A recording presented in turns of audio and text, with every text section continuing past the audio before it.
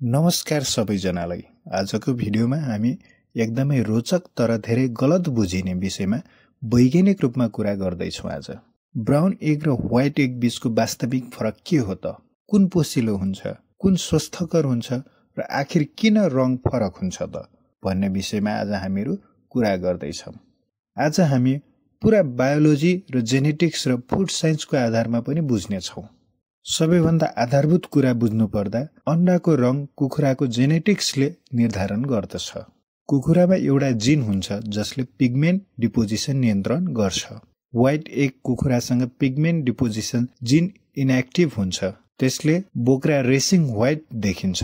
Brown egg कुखुरामा प्रोटोपोर्फाइरिन 11 नामक pigment बनाउने जिन सक्रिय हुन्छ। यही पिगमेन्टले बोक्रालाई ब्राउन र डार्क ब्राउनसम्म बनाउँछ। यी पिगमेन्टले अण्डाको सेलमा मात्र रहने गर्छ।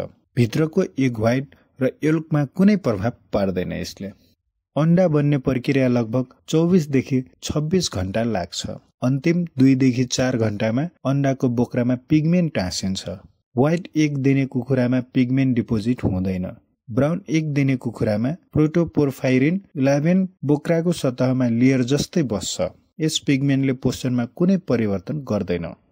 अब विज्ञानको सबैभन्दा महत्त्वपूर्ण भाग, दुवै अण्डाको पोषण समान छ कि फरक छ भनेर बुझौँ। अनेक रिसर्च स्टडीको आधारमा जस्तै USAID, food science and nutrition journal, यी दुवैले देखाएका छन् कि ब्राउन एग र व्हाइट एगको न्युट्रिसन भ्यालु एकदमै समान हुने गर्दछ। उदाहरणको लागि दुवैमा प्रोटिन 6 देखि 7 ग्रामसम्म हुन्छ भने फ्याट 5 ग्राम र यसमा भिटामिन A, D, E र B12 पनि पाउने गर्दछ। मिनरल्समा आइरन, जिङ्क, क्याल्सियम समान दायरामा पाउँछ र ओमेगा 3 लेभल कुखुराको खाना अनुसार बदलिन्छ, रङका आधारमा होइन। रङ पोषण निर्धारण गर्ने कारण होइन।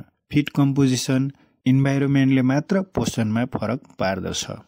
कहिलेकाहीँ मानिस भन्छन् ब्राउन एगको बोक्रा बाक्लो हुन्छ त्यसैले राम्रो हुन्छ। वास्तवमा सेल थिकनेस पिगमेन्टका कारणले होइन, कुखुराको उमेरका कारणले हो।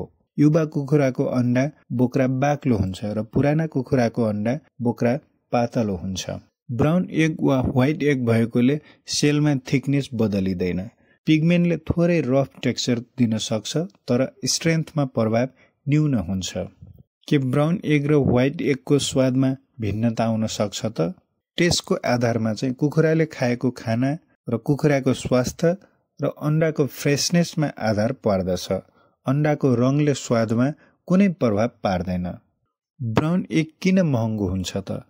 कुखुराको जैविक विशेषताका कारणले गर्दा। ब्राउन एग दिने ब्रिड पोलिमाउथ रक, रोबडे आइसल्यान्ड रेड आदि हुन्। ठुलो शरीर, बढी खाना चाहिने, फिडिङ कस्ट बढी र उत्पादन लागत बढी भएको कारणले गर्दा। त्यसैले ब्राउन एग बजारमा एकदमै महँगो हुन्छ। तर महँगो छ भन्दैमा पोषिलो छ भन्ने होइन। यदि हामीले बजारमा अण्डा किन्दैछौँ भने कुन पोषिलो छ भनेर कसरी थाहा पाउने भनेर सोद्धाखेरि तपाईहरू 4 वटा क्वेसन चाहिँ दिमागमा राख्नुहोला। कुखुरा केस फ्री हो कि होइन र कुखुराको खुवाई कस्तो थियो र अर्ग्यानिक फिड खुवाउनु भएको थियो कि थिएन र अण्डा ताजा हो कि पुरानो हो भनेर सोध्नुहोला।